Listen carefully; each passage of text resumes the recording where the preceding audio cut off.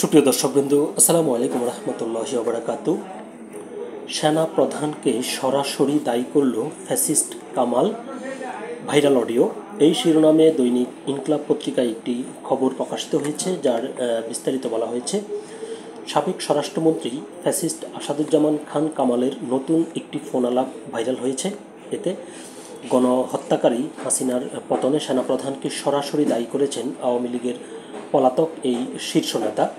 জুলাই গণহত্যার অন্যতম এই মাস্টার মাইন্ডের দাবি, সেনাপ্রধানের দৃঢ়তার অভাবে পরিস্থিতি খারাপ হয়েছিল এবং এই কারণে অনেকে বাড়ি ছেড়ে চলে যেতে বাধ্য হয়েছেন। তার মতে, একজন জেনারেল যদি কঠোর হতেন, হুঙ্কার দিতেন, তাহলে পরিস্থিতি নিয়ন্ত্রণ করা যেত এবং জনগণকেও সুরক্ষিত রাখা যেত।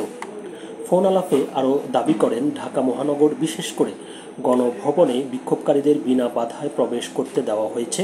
উত্তরায় তাদের উপর ফুল ছিটানো হয়েছে। এই সংবাদ ছড়িয়ে পড়লে তাদের উপর সারা দেশে আক্রমণ শুরু হয় বলে দাবি করেন তিনি বলেন, একজন জেনারেল যদি হুঙ্কার দিত যে শেখ হাসিনা পদত্যাগ করেছেন, সব কিছু মেনে নিয়েছেন, এখন তোমরা যার যার ঘরে যাও, না হলে আমরা অ্যাকশনে যাব, এইটা যদি বলতেন, পুলিশ এবং আমরা মিলে যৌথভাবে অ্যাকশনে যাব, তোমরা ঘরে ফিরে যাও। আমরা আগেও দেখেছি, জিয়াউর রহমান ও এরশাদ হুঙ্কার দিয়েছেন, সব ব্যবস্থা হয়ে গেছে, কেউ বের হয়নি। উত্তরায় যখন পথ ছেড়ে দেওয়া হলো এবং তাদের উপর ফুল ছিটানো হলো, এই ভিডিও চলে গেছে সমস্ত ঢাকায়। তখন যাত্রাবাড়ি পথ ছেড়ে দেওয়া হলে তারা শাহবাগের দিকে চলে আসে। মোহাম্মদপুরে মাদ্রাসার ছাত্ররা জড়ো হয়েছিল, তারাও চলে আসলো। একজন সেনাপ্রধান গণভবনকে রক্ষা করতে পারে নাই, এটা কি বিশ্বাস করেন?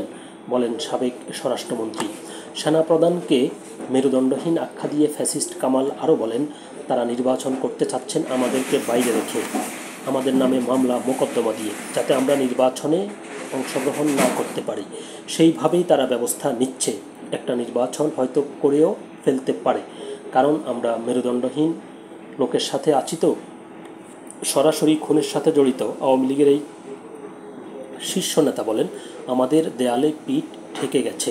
বঙ্গবন্ধু যেভাবে বলেছিলেন, যার যা আছে তাই নিয়ে তোমরা ঝাঁপিয়ে পড়ো, আমরা আস্তে আস্তে সেদিকেই যাচ্ছি। কামাল জানান, 5 আগস্টের পর প্রায় 1 মাস বাংলাদেশে ছিলেন। এরপর 9 সেপ্টেম্বর সীমান্ত পাড়ি দিয়ে ভারতে চলে যান তিনি। এছাড়াও ফোন আলাপে তিনি দল যেসব চ্যালেঞ্জের মুখোমুখি হয়েছে সেগুলো নিয়ে আলোচনা করেন। এর মধ্যে তিনি দাবি করেন, আদালতে তাদের পক্ষে আইনজীবী দাঁড়াতে দেওয়া হচ্ছে না। তিনি মনে করেন, আসন্ন নির্বাচনে আওয়ামী লীগের অংশগ্রহণ করা তার দলের জন্য আত্মঘাতী হবে। খবরটি এ পর্যন্তই ছিল। আল্লাহ হাফেজ।